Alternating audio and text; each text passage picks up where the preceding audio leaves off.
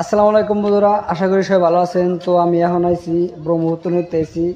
তো বন্ধুরা, এই জায়গায় কি ধরনের পার ভাঙচুর হয়েছে তো আজকে আপনাকে দেখাবো। তো আমার সাথে থাকেন।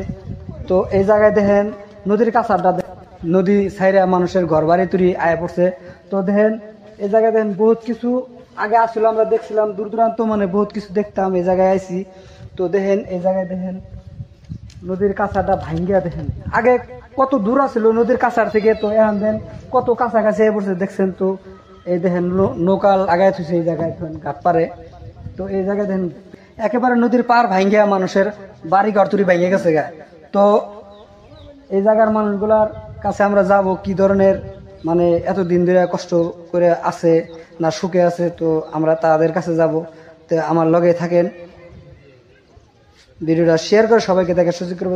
নদীর পার দোলন কত দূর আছে দেখেন, ভাঙ্গিয়া দেখেন নদীর কাছার কত দূর গেছে গা। এখন মানুষের বাড়িঘর ভাঙবো।